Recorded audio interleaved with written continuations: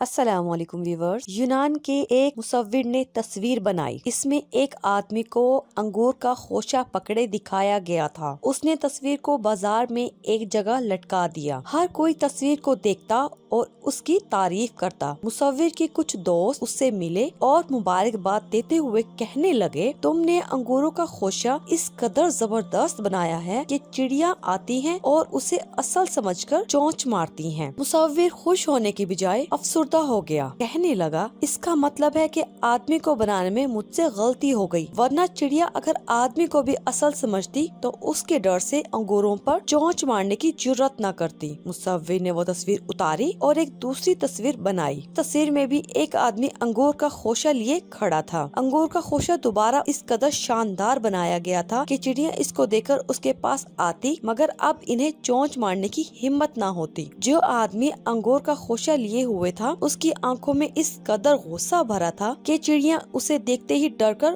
اڑ جاتی۔ دنیا میں اعلیٰ مقام انہی لوگوں نے حاصل کیا ہے جنہوں نے خود اپنے آپ پر تنقید کی، اپنا محاسبہ خود کیا۔ ویسے بھی جب دوسرا تنقید کرتا ہے، نقص نکالتا ہے، تو انسان رد عمل کا شکار ہو جاتا ہے۔ انسان اپنے اوپر خود تنقید کرے، اپنی غلطیاں خود نکالے، تو جتنا زور اور جتنا وقت وہ دوسروں سے اس بحث میں لگائے کہ وہ بالکل صحیح ہے، اس میں کوئی نقص نہیں ہے، وہی وقت، وہی کوشش وہ اپنے آپ کو درست کرنے اور اپنی کارکردگی کو بہتر کرنے میں لگا سکتا ہے۔ ہماری ویڈیو کو ضرور شیئر کیجیے، لائک کیجیے اور ہمارے چینل کو سبسکرائب کرنا مت بھولیے۔ شکریہ۔